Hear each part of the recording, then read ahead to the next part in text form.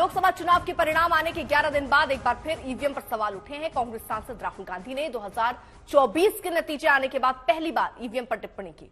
राहुल ने ईवीएम को black box बताया और कहा कि भारत जैसे देश में किसी को भी इसकी जांच करने की अनुमति नहीं है।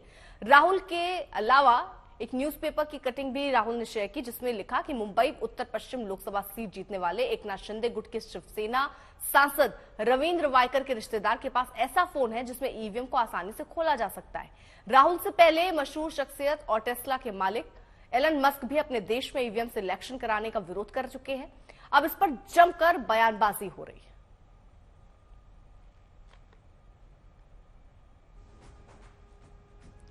राहुल गांधी के बाद उनकी ही पार्टी के नेता उदित राज भी ईवीएम में हैकिंग का आरोप लगा रहे हैं। वो बीजेपी पर आरोप लगा रहे हैं कि कई जगह बीजेपी के प्रत्याशी ईवीएम की वजह से जीते हैं। ईवीएम में है कोई ना कोई गड़बड़ी, अभी भी मैं कहता हूं, क्योंकि जो वोट पोल्ड हैं और जो काउंटेड हैं उसके अंदर फर्क आ रहा है। क्योंकि मैं देखता हूं कि दिल्ली और बिहार और मध्य प्रदेश के चुनाव में जो हुआ है ऐसा दिख नहीं रहा था। कम से कम मेरी लोकसभा उत्तर पश्चिम लोकसभा में तो नहीं दिख पा रहा था ऐसा। तो कोई बड़ी जीत इनकी नहीं है और जो 400 पार कह रहे थे वो नैतिक रूप से हार चुके हैं। और कांग्रेस आरोप लगा रही है, मगर बीजेपी कह रही है कि विपक्ष जहां जहां हारता है वहां ईवीएम को दोष देता है, जहां उसकी जीत होती है वहां ईवीएम पर चुप्पी साध लेता है। भारत के लोकतंत्र की महिमा को खंडित करने का काम, उसे अपमानित करने का काम विपक्ष ने दौरान चुनाव भी किया और जहां जहां चुनाव हारे वहां ईवीएम को दोषी ठहराया और जहां चुनाव जीत गए ईवीएम पर चुप्पी साध ली। केंद्रीय मंत्री जीतन राम मांझी भी विपक्ष के आरोपों को सिरे से खारिज कर रहे हैं। मांझी कह रहे हैं कि विपक्ष बेवजह ईवीएम को मुद्दा बना रहा है। देखिए, जब सुप्रीम कोर्ट के लोगों ने, पैनल ने भी कह दिया है, सब लोगों ने कहा है कि ईवीएम में किसी प्रकार की गड़बड़ी नहीं हुई है, तो फिर वो कहते हैं सिर्फ अपना मनोरंजन के लिए।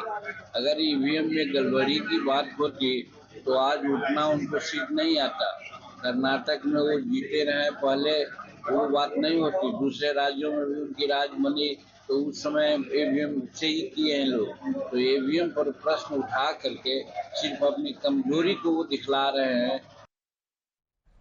उधर मुंबई पुलिस ने शिवसेना शिंदे गुट के सांसद रविंद्र वायकर के रिश्तेदार के खिलाफ केस दर्ज किया। मुंबई पुलिस ने ये एफआईआर लोकसभा चुनाव की मतगणना वाले दिन गोरेगांव चुनाव सेंटर के अंदर पाबंदी के बावजूद मोबाइल के इस्तेमाल करने के आरोप में की है। इसके अलावा पुलिस ने पांडिलकर को मोबाइल देने के आरोप में चुनाव आयोग के एक कर्मचारी के खिलाफ भी मामला दर्ज किया। दरअसल मुंबई पुलिस को नॉर्थ पश्चिम सीट से लड़ने वाले कई उम्मीदवारों और चुनाव आयोग की तरफ से शिकायतें मिली, जिसके आधार पर यह मामला दर्ज किया गया। नॉर्थ पश्चिम सीट से रविंद्र वायकर दोबारा काउंटिंग होने के बाद महज 48 वोटों से जीते, जिसे लेकर काफी विवाद हुआ। अब आपको बता देते हैं कि आरोप क्या लग रहे हैं। सूत्रों के मुताबिक आरोप है कि चुनाव आयोग के अधिकारी गौरव के पास मोबाइल था। इस मोबाइल से मतगणना का ओटीपी जनरेट होता है। इस फोन का इस्तेमाल सांसद के रिश्तेदार पांडिलकर कर रहे थे। अब इस पर सियासत भी जमकर हो रही है।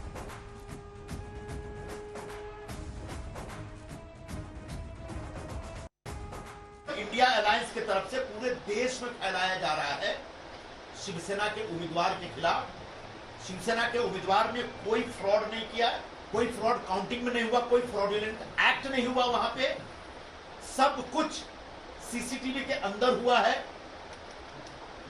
दुनिया भर के अधिकारियों के सामने हुआ है, तमाम पॉलिटिकल पार्टियों के प्रतिनिधियों के समक्ष हुआ है। अगर रिकाउंटिंग मांगा गया तो रिकाउंटिंग मांगने की एक प्रक्रिया होती है, वो वैधानिक प्रक्रिया है, उस प्रक्रिया के तहत मांगा गया और उसी वैधानिक प्रक्रिया के तहत रिकाउंटिंग की अनुमति भी दी गई है। उद्धव गुट वाली शिवसेना के नेता आदित्य ठाकरे ने तो इलेक्शन कमीशन पर ही सवाल उठा दिए। उन्होंने सोशल मीडिया पर लिखा कि ईसी का नया मतलब, अब इलेक्शन कमीशन जो है वो ईसी का नया मतलब इलेक्ट्रली कंप्रोमाइज, यानी पूरी तरह से समझौता, ना कि इलेक्शन कमीशन रह गया है। ईवीएम के नाम पर मचा ये विवाद उत्तर प्रदेश तक पहुंचा, जहां अखिलेश यादव ने सोशल मीडिया पर लिखा कि तकनीक की समस्याओं को दूर करने के लिए होती हैं, अगर वही मुश्किलों की वजह बन जाए तो उसका इस्तेमाल बंद कर देना चाहिए।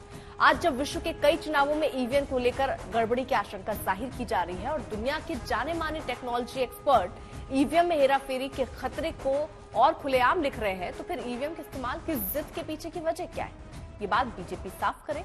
आगामी सभी चुनाव बैलेट पेपर से कराने की अपनी मांग को हम फिर दोहराते हैं। विपक्ष के तमाम आरोपों के बीच चुनाव आयोग के अधिकारी वंदना सूर्यवंशी सामने आई। उन्होंने ईवीएम पर उठाए जा रहे सवालों का जवाब दिया। उन्होंने सारे आरोपों को सिरे से खारिज कर दिया। सुनिए क्या कहा। ईवीएम पे कोई ओटीपी नहीं आता है। ईवीएम का ओटीपी होता ही नहीं है। ईवीएम स्टैंड अलोन है। जो हमारे यहाँ एनकोर के लिए, एनकोर एक ऑनलाइन सिस्टम है जहां डेटा कंपाइलेशन होता है। नॉट ओनली डेटा कंपाइलेशन, पूरा हर चीज जो इलेक्शन में होती है वो एनकोर पे हम अपलोड करते हैं। तो जो काउंटिंग का डेटा है उसके लिए भी वो यूज करते हैं। तो ईवीएम हैक नहीं हो सकता। ईवीएम स्टैंड अलोन डिवाइस है। ईवीएम कम्युनिकेबल भी नहीं है। ईवीएम को कोई कनेक्टिविटी, एक्सटर्नल कनेक्टिविटी, वायर्ड या वायरलेस कोई भी कनेक्टिविटी नहीं है।